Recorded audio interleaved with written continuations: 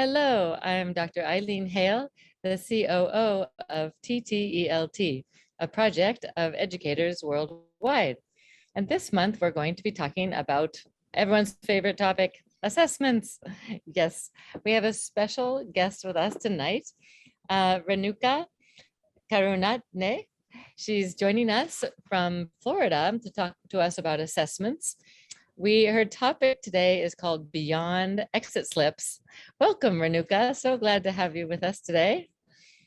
Hello, I'm very happy to be here today. Thank you for Thank you. having me.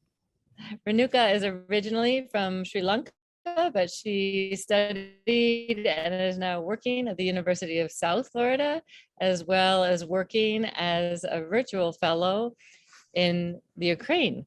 So we're thrilled to have you join us and tell us about the different types of assessments you use at the beginning, during, and end of your classes. So please tell us, how did you get so involved in assessments to begin with, and why are they so important? Yeah, I think as teachers, we all know teaching and assessments go hand in hand. So we can teach weeks and months. However, without assessment or evaluation, we are unable to find whether our attempt was successful or not. So I believe every teacher, when planning for the lesson, at the same time, he or she needs to have assessments ready to check students' understanding. So teachers can easily, I think, include some kind of formative assessment to their lesson plan. So it will be real helpful. They can assess them during beginning of the lesson and during the lessons and end of the lesson. Not only that we wait until the last minute for the end of the session. So it is not like Exactly. something that, yeah, it is something like that exit slip that we used to do. But I think we can do more than exit slips for formative assessment. Yes, I totally agree. So could you share some of the ones you use to start with the beginning of classes? The beginning of the class, that I think the very best thing that you can do is to recapitulate or review the previous lesson. Most of the time, students don't remember that when they come to the class what they did the previous day. So what I usually do is in my in-person class, I let them to come to the whiteboard and I put some questions on the board. At the very beginning of the class, I already put some questions up on the board based on the review for the previous lesson. And I divide my whiteboard to 3 columns so students can come and write the questions for my answers for my questions. For example, if I do like a grammar lesson previous day, so I ask them to write a present perfect tense, write a sentence, write a question, write the negative form.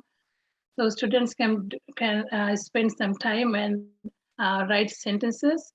It is kind of I mean, like dual purpose. So one is like they can uh, review the previous lesson, and also we can review as a whole class, and we can learn the mistakes from that.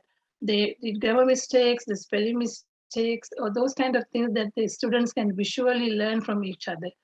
So I think it is called, normally we call Bellwork. So Bellwork is like very beginning of the lesson before you start anything for the day. So just review the previous day lesson. It is a good way of assessing students' understanding of the materials that you taught previous day. Great, super. Yes, I appreciate that. Any others that you do at the beginning of class? Yeah, this is the beginning of the class, always that you do at the beginning of the class. Any others, or do you want to talk about during class now assessments? Yeah, I think the during class we can do many things. The first thing that uh, I have something called stop, slow, and go strips, like green, blue, and I'm sorry, green, red, and yellow, like color lights. So that is, I always give my, especially my ESOL classes, I give them those strips put together, um, so they can show during the class session that I ask them, show me your colors, so they can show their colors. So I tell that if you don't understand anything, you have to say the red color. If it is like need to slow down, you can show the yellow color. So if I'm doing good, they can show me the green color. So I mean, I tell them that you don't have to be embarrassed or anything like that. So you need to learn. So you need to show me a color. Be honest and show the color at the when I ask them during a meaningful chunk. I ask them to show your colors so they can show their colors. That's a good idea. So you actually have strips. Every class you give them those strips? Yes, it is like I made those slips like 3 colors. So Yeah. Yeah, like a stoplight, yellow, red, and green. yeah, Very good way to like quickly flash the cards up so they can see them and see the colors, and you can quickly assess if they're having difficulties with a grammar point or something like that without, yeah. yes, yes, it is very, it worked really well because they, I mean, I don't have to proceed further. If they don't understand, I can clarify all the doubts they have. So it will Yeah, be really helpful. great. Uh, the another one that I can do, like while I'm teaching, um, like I can stop again at a meaningful point and then ask them to turn and talk with the shoulder partner. Mhm. Um, and then I can observe, I can just rotate and listen what they're talking. So just like they can just talk what they learn. So what are the main points that teacher discussed today? That is another thing that I do during the class. It is called turn and talk. So you can give like a couple of minutes, not much time, Okay. maybe 2 to 3 minutes, so they can come up with some questions if they have. So they can ask from the friend. Then they both don't understand one thing, so they can uh, ask after the discussion. Great. Any others during class that you'd like to use? Um, so we can use many other things for different subjects, like um, for the reading comprehension paragraphs. I can ask them to do the predictions before they go to uh, reading. So I already talk with them that titles, subtitles, graphs, and charts, and the images that you see in the article is helpful to predict. So during the reading comprehension paragraphs or articles, so they can look at those different uh, specific titles, subtitles, and predict. So that giving the predictions for the reading before they start reading. Okay, yeah, that's always very helpful. Anything else before you jump into the final end of class? Any other ones during class you wanted to share? Yeah, I think another one is again that um, it is actually I'm not doing in the during the class. It is kind of like end of the class. I ask students to come to the uh, like students to write 3 things they learned and 2 things they still not get completely, and the one thing that they are not really understand. That is actually for the towards the end of the session, but not very end, but like towards the end of the class. Okay, super. And how do you usually end your classes? How do you do the final assessments at the end of each class? Yeah, end of the class that again this I ask students to do like a 1-minute summary. Maybe I give them put the timer and give them a 1 minute and ask them to write summarize what they learned on the during that day. And as I told you, the previous one, doing 3, 2, 1, it is 3 things they learned, 2 things they still have questions, and the 1 thing that they didn't understand. There is kind of a little bit of uh, exit slip, but it is not exactly this exit slip. Yeah, a little more focused and more directed. Yeah.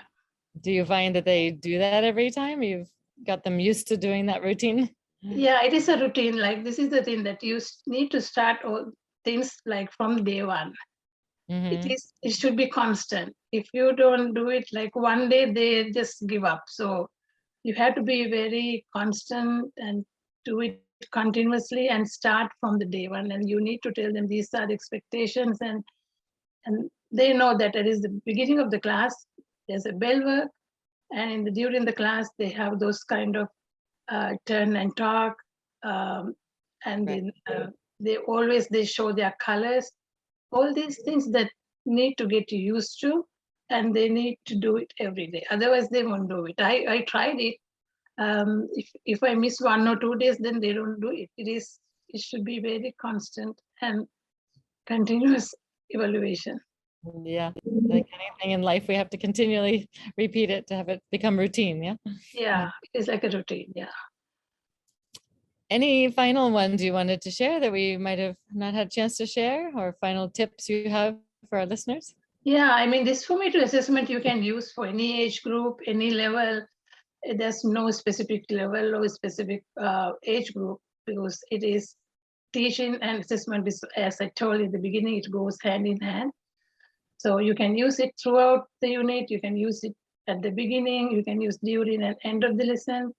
Another good tip that I want to discuss, that if you plan your lesson, you can include the lesson plan during the times that at the beginning you can write the Bellwork, and then during you can write a turn and talk, and at the end you have to you can put the specific formative assessment. So you remember, then if you follow the lesson plan, you already have the